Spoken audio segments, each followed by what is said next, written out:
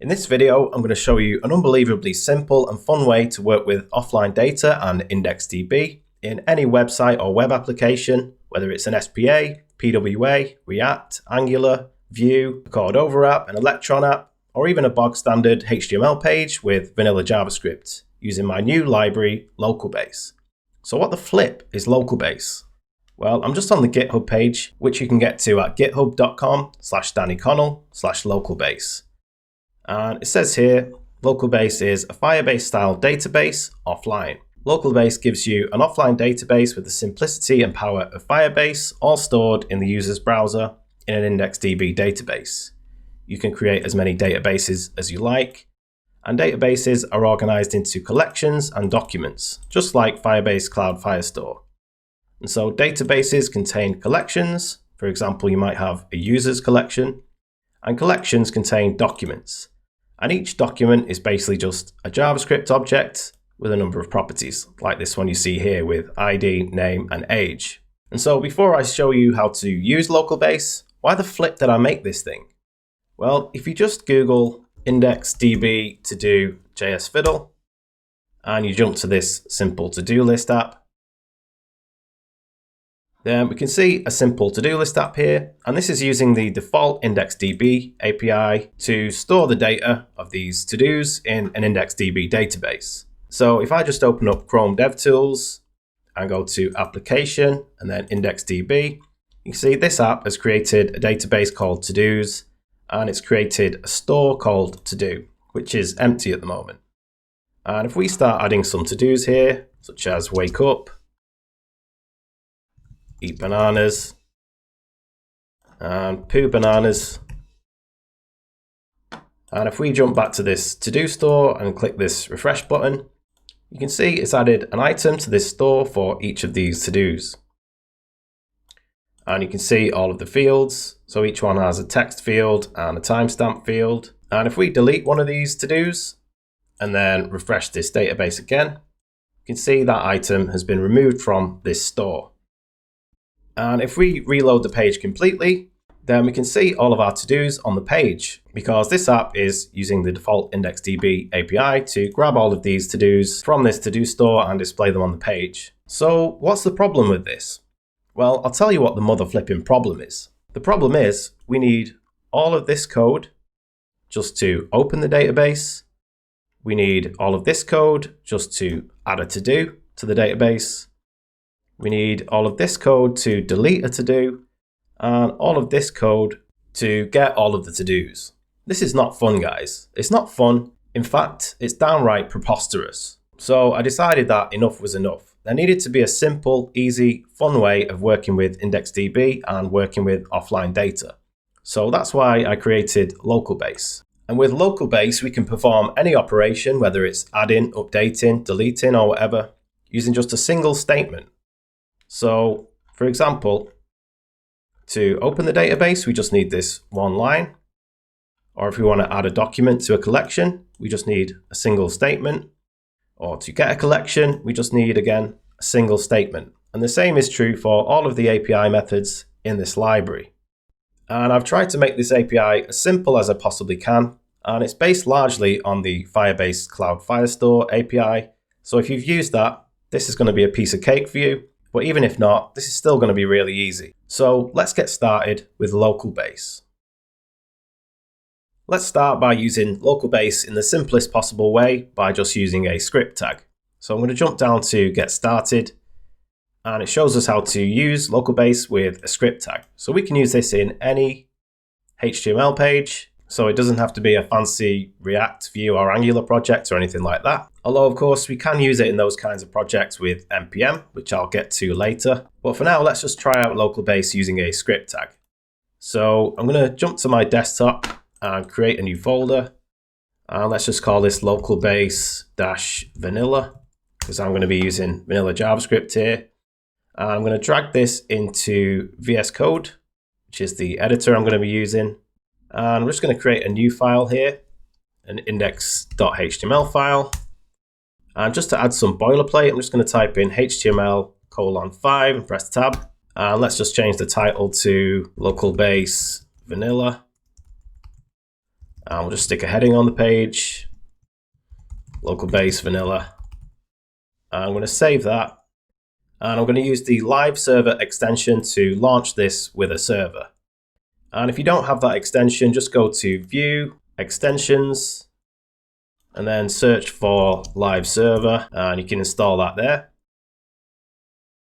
And with live server, there's usually a button down here which says go live, and it's not there for some reason. So instead, I'm just going to go to the command palette with Command-Shift-P and fire this open with live server command. Now I'm just going to move this over to the left. And I'm just going to drag my browser over to the right. So we can see this web page is up and running. So let's jump back to the Localbase page and copy this code here. And this version here is the unminified dev version, which has debug logs and stuff like that. And this one here is the minified version. So I'm just going to use the dev version. So I'm going to copy this. Let's just paste it to the bottom of the body tag and save that. And we should now have access to an IndexedDB database called DB using this DB variable. So let's just add a button to the page, which we can click to fire some code. So I'm going to add a button. I'll just put do stuff in there. I'm going to give this an ID of do stuff. So let's save that, and we can see that button. So now I'm going to add a click handler to that button. So first I'm going to assign the button to a variable. Let's call it button do stuff. Then I'm going to do document.get element by ID. And pass in this ID here, do stuff. And then I'm just going to add a click handler to this button. So button do stuff dot add event listener.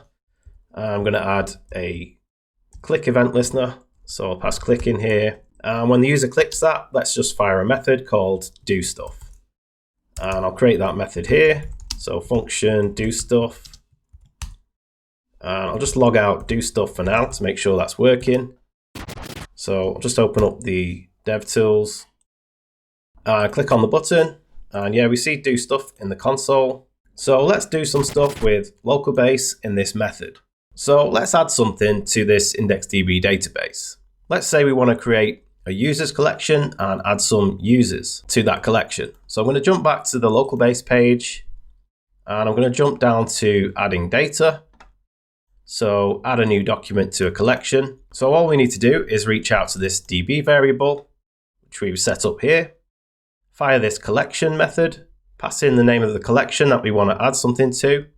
Then we just trigger this add method on it and we pass in a JavaScript object with all of the fields that we want for that document. So let's give that a try. So in this do stuff method, I'm just going to do db.collection. And we're going to create a collection called users. Then we're going to fire the add method. And we're just going to pass a JavaScript object in there. And let's add an ID field, which we'll set to 1. A name field, which we'll set to Bill. And then an age field, which we'll set to 47. So I'll save that. And we'll click on this button. And we can see a log from Localbase here, which says document added to users collection. And we have an object here and it tells us which key it's been added to. And we can see the data that's been added. And if we look at the IndexedDB, there's now a little arrow here. If we open that up, we can see a database called DB, which is the name we specified here. And within that, we have a users collection. And inside there, we can see the document we just added to this collection. And we can see the data that we added here. And this key that you see here is randomly generated by Localbase. And we can specify our own keys, which I'll get into later. But by default, Localbase will generate random ordered keys for every item that's in a collection. So let's add another document to this collection. So I'm just going to change these fields here to ID2, and then I'll change the name to Paul, and I'll change the age to 34 and save that. And click the button again. One important thing to note is that whenever you make a change to an IndexedDB database, you need to click this refresh button. And we can now see this second document has been added. So let's see how we can update one of these documents. So I'll jump back to the Localbase page, and it says here, update a document. Update an existing document, just pass an object with a field and value, usually ID, to match the document, then pass in only the fields you want to update with the update method.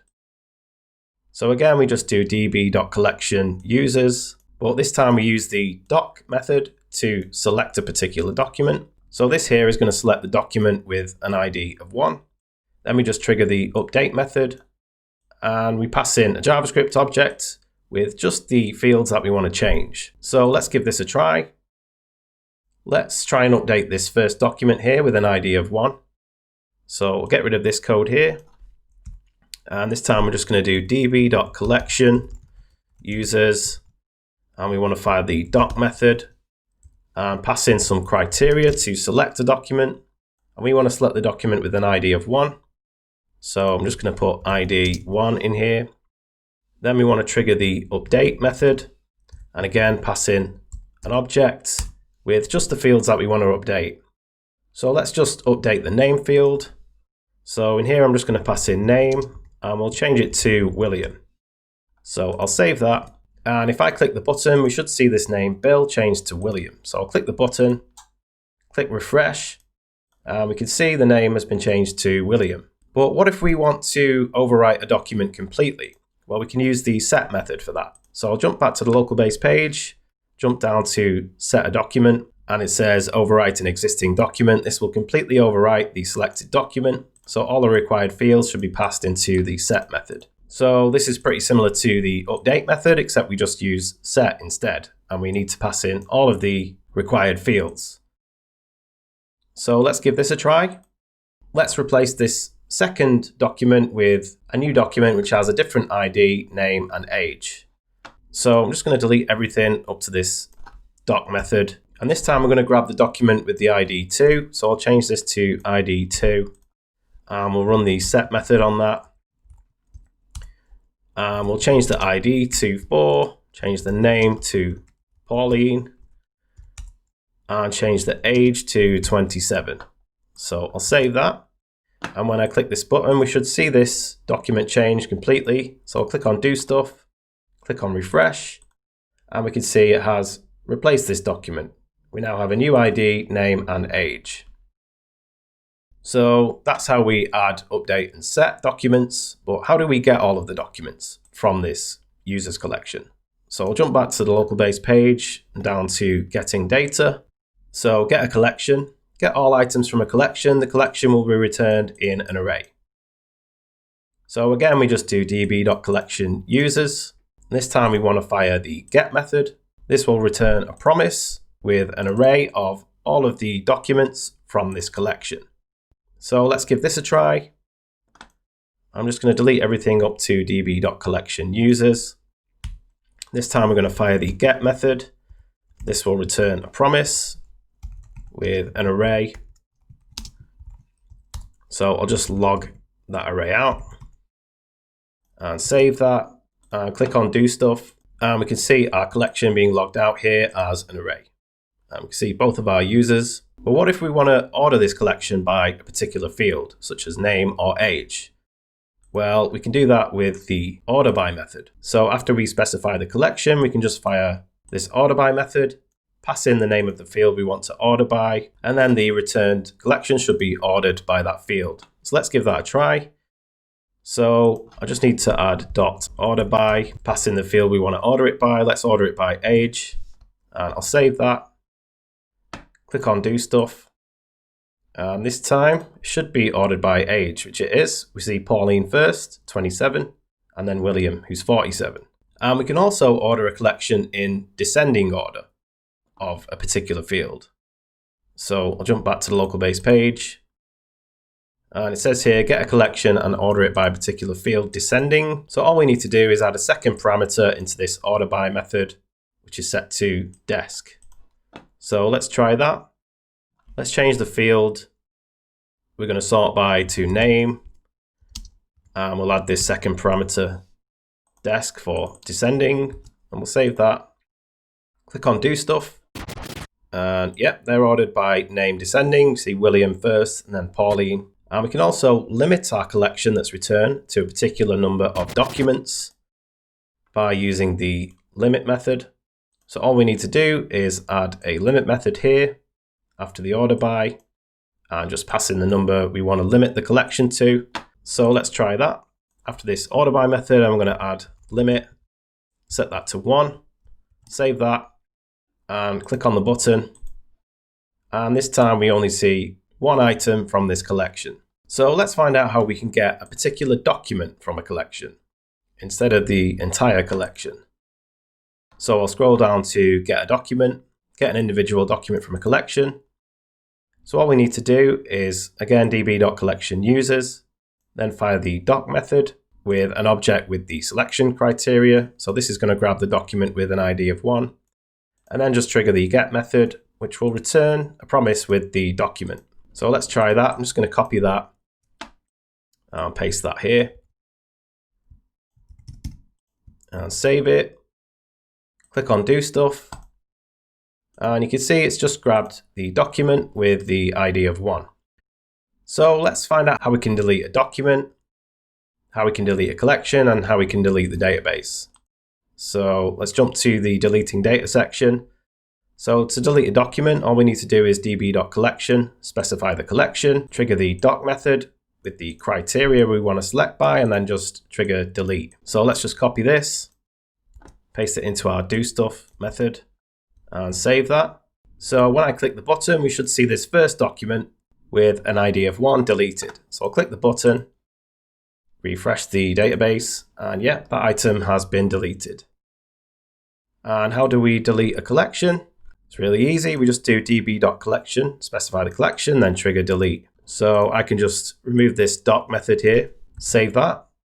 And if I click the button, we should see this users collection deleted. So I'll click on that, and you can see that users collection has been deleted. And to delete the database entirely, all we need to do is db.delete. So I'll save that, click on do stuff, and we can see the entire database has now been deleted. So that covers all of the basic functionality of Localbase. We can do some other stuff.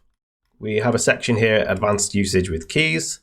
I talked about these keys earlier, which are randomly generated and ordered by default by Localbase, but we can actually specify our own keys.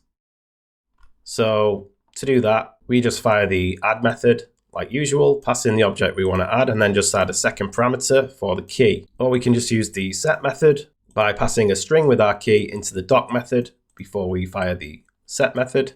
And this is what that will look like in the database. And we can also get, update, set, and delete by key as well. And we can also get a collection and return the keys as well as the data by just simply passing keys true into the get method. We can also use promises for all methods. So for example, we can add a document in the usual way and then just add a then block and a catch block for success or error. And the same for update, set, delete, delete collection, delete database. And we can also use all of these methods with async await as well. And we can also disable these Localbase logs by just firing db.config debug equals false. So that's most of the theory out of the way. Let's see how we could use Localbase in a real-world to-do app using NPM. If you found this video useful so far, make sure you subscribe, smash the like button, and leave a comment telling me what you think about Localbase. Let's use Localbase using NPM now in a real-world to-do app. And I'm going to be using a Quasar app for this, a Vue.js app. But you can use Localbase in any project that uses NPM, whether it's React, Angular, Vue, Svelte, whatever you want. And I'm going to be using a starter project for this. So if you want to code along, just go to danny's.link/Quasar Localbase to do code. And I'll put the link in the description. And then you just want to click on download.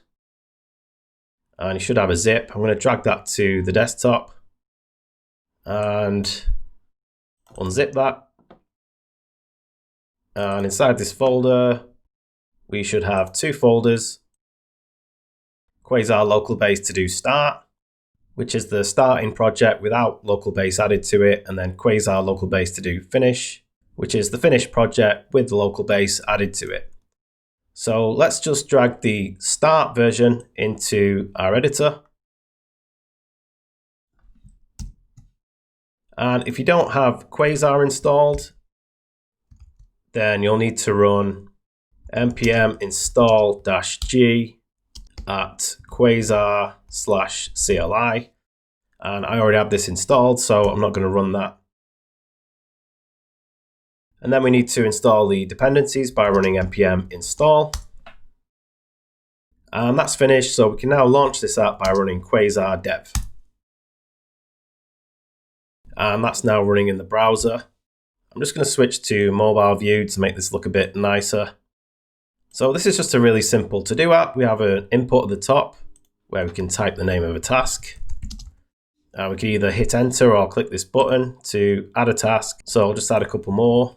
Eat bananas, poo bananas. We can see the name of each task and the date it was added. And it looks like I've messed up the date filter on these dates here. It looks like it's spitting out seconds instead of minutes, but that doesn't really matter. So I'll just quickly explain what's going on with this app. So if you go to source, pages, and page to do, this is the page you see here. So I just have a queue input at the top, which is bound to a Vue data property called new task, which we can see in our data here, which is just an empty string by default. And if the user hits the enter key in this field, it triggers this add new task method, or if they click on this add button on the right. And so let's jump to that add new task method. So this method is just setting up a new task, which is an object with an ID field, which is just set to the current date, the name, which is grabbing from this new task data property, which is bound to the input. And then it's just adding a property called done and setting it to false, because we can also mark these tasks as done by clicking on them like that. And then it just pushes that new task to the tasks array, which is this array here. And then we're just spitting out these tasks on the page using a queueList component, where we spit out a queue item component for every task in that tasks array. And if the user clicks on a task, it triggers this toggle done method, passing in the ID of the task. So I'll jump down to that, toggle done. And this is basically just finding the task in the tasks array with the ID of the ID that's been passed in here, and then just setting the done property of that task to the opposite of itself. So that way we can click to mark as done and then click again to mark as not done. And then finally, if we mark a task as done, we can see this delete icon, which is here. And if we click that, it's just triggering a method called delete task, and again passing in the task ID. And then in that delete task method, we just get the index of the task in the tasks array of the task which has the ID that's being passed into this method. And then we just simply remove it from the tasks array, thus updating the view as well. But we're not using Localbase at all here, so you can see there's nothing in the IndexedDB database. So if we refresh the page, then all of our data is lost. So let's use Localbase to fix this. A bit like what we saw on that JS Fiddle page earlier on, but without millions of lines of code. So I'm going to jump back to the Localbase GitHub page and jump down to getting started. And this time we're going to use it with npm. So first we need to install Localbase. So I'm just going to close this dev process and run npm install localbase --save to save it as a dependency. And that's finished installing. So now we need to import Localbase and initialize our database. So I'm going to copy these two lines and paste them to the top of this script section and save that. And we should now have access to the database with this DB variable. And we need to launch our project again. So I'm just going to run quasar dev again. And so first of all, let's just add a task to a collection called tasks whenever the user adds a task. So I'm going to jump to the add new task method. So it sets up the new task and then it's pushing it to the tasks array, thus displaying it on the page. But before we add the task to that array, let's also add it to a tasks collection in our DB database. So we have access to our database with this DB variable. So before we push the task to this array, all we need to do is db.collection, and we'll put this in a collection called tasks. Then we want to trigger the add method. And what do we want to add here? Well, we just want to add this new task object here. So we can just pass in new task, and I'll save that. And so if I add a task now, wake up, and we open up IndexedDB, we can now see a database called DB, which is the name we specified here. And inside that, we should have a tasks collection, which we do. Let's drag this over a bit. And we can see it's added our first item to this tasks collection. So let's add another task: get bananas, eat bananas, poo bananas, see doctor about poo bananas. We should see a bunch of tasks now if we refresh this task store. And yeah, we can see 5 different tasks with all of the data. So we're now successfully adding the tasks to the database. However, if we reload the page, then all of those tasks are gone because we're not actually grabbing them from the database to display them. So I'm going to create a new method called getTasks. And we'll trigger this when the app first starts. So I'll add a created hook, which will be fired when the page first loads, and we'll just trigger that method, getTasks. So all we need to do is db.collection. We're grabbing the tasks collection. Then we want to trigger the get method, and this will return a promise with our collection in an array. And we can just call this tasks, or you can call it whatever you want. So we'll just log out that tasks array for now.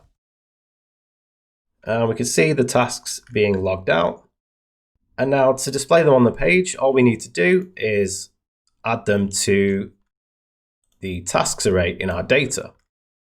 So all we need to do is this.tasks equals tasks.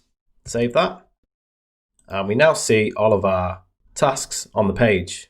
However, if we click on a task and mark it as done and reload the page, then that change is lost. So let's fix that. So I'm going to jump to this toggle done method, which is triggered whenever we click on a task. And this is receiving the ID of the task that was clicked. So we need to use the update method to update the task that was clicked and set done to the appropriate value. And so we have the task ID, which we can use to select the correct document. So all we need to do is db.collection tasks. Then we want to trigger the doc method to select the correct document. And we want to select the document with an ID of the ID that's being passed to this method. So ID. Then we just want to trigger the update method, pass in an object, and we want to change this done property to the opposite of task.done because we have access to the current task here. And if the done property on that task is true, then we want to set it to false. And if it's false, then we want to set it to true. So I'll save that. And we'll click this eat bananas task and refresh the database. And if we look at the eat bananas one, we can see done is set to true. So now if we reload the page, we can see that task is still marked as done. And there's one more thing we need to do. If we click on delete on a task, that's deleted from our array and our page. But if we reload, then that task is back. So let's fix that. So in this delete task method, before we actually remove the task from our local tasks array, let's delete it from here as well. So all we need to do is db.collection tasks, then trigger the doc method. And again, we want to select the document with an ID of this ID that we're passing into this delete task method. So ID. And then we just want to trigger delete. So I'll save that. And now if I click delete on this task and reload the database, we now only have 4 tasks. So that task has been deleted. So if we reload, we should still see 4 tasks. So with just a few short statements and a few minutes work, we've added a local database for this app and made all of the data persist offline, even if the user refreshes their browser. And there's one more thing that I want to show you, which is the Localbase Playground.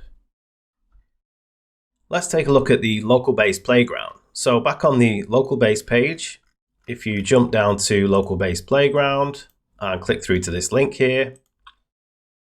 So Localbase Playground is an app for playing around with Localbase and all of the available methods. It contains a bunch of different code snippets for adding, updating, setting, and getting data to and from a Localbase database. And you can launch these code snippets within the browser and even edit them. And you can observe the result in the IndexedDB database and in the console as well. So to get this running, you can either clone it or just download the zip. So I'm going to click on code and just click download zip. And I'm just going to drag that zip to my desktop and unzip that.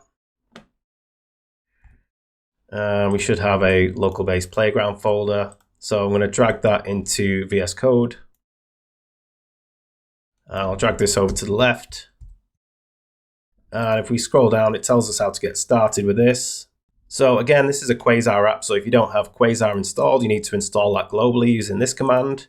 And then once that's done, we want to install the dependencies. So I'm just going to run npm install. And that's finished. So now we just want to launch it with Quasar dev. So I'll just run that. And that's now running. I'm just going to full screen this and open up the Chrome DevTools. Switch out of mobile view. We can see there's nothing in the IndexedDB database at the moment. Basically, we have a bunch of different code snippets for adding data, getting data, deleting data. We have advanced usage with keys, promises, async await, etc. We can just launch these code snippets by clicking on the Run Code button, and we can see the result in the IndexedDB database and in the console log as well. So this first snippet is just adding 2 documents to a users collection. So if I just click on Run Code, we can see in the log it says document added to users collection, document added to users collection.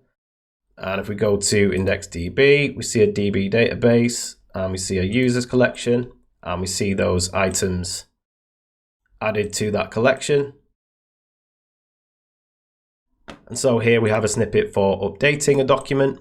So that's just going to select the document with an ID of 1 and change the name to William. So if I run that snippet and refresh the database, we can see that document was updated. And so we have a snippet for setting a document. So I'll just run that, refresh, and you can see it's replaced this second document with a new ID, name, and age. And we can also edit these snippets before we launch them. So if I just change this first one, I'll get rid of that second statement. And let's say I want to add something to a different collection, say a posts collection with an ID of 1. Let's say a caption of by the sea. And let's say a date. I'll just grab the date from the console by running date.now. Copy that, paste that there. So if I run this snippet now, then this time we have a post collection as well as our users collection, and we can see our new document in there. So this is just a really handy way of getting to know Localbase and all of the different methods and being able to see what they do, etc. So feel free to play around with it if you think it will help you get to grips with Localbase. And if you like, you can actually run all of the code snippets one by one, and you can set a delay between each one, which you might find quite handy as well. So as far as developing Localbase, I believe I've taken it as far as I can on my own. I've added all of the features I can think to add. I've added all of the documentation I can think to add. I've optimized the code as much as I can and tested it as much as I can. But to get Localbase to a version 1 and get it out there so all JavaScript developers can benefit from it, I need your help. So if you want to help me get this out there, then please download it, play around with it, test it in your own projects, see if you can break it, see if there's anything missing. Are there any API methods that you think should be added to it? Is there anything missing from the documentation? Is there anything that's confusing or misleading? Please find whatever you can and add any issues to the GitHub page. And let's get this to a version 1 and get it out to the world. Thanks for watching, and I'll see you in the next one.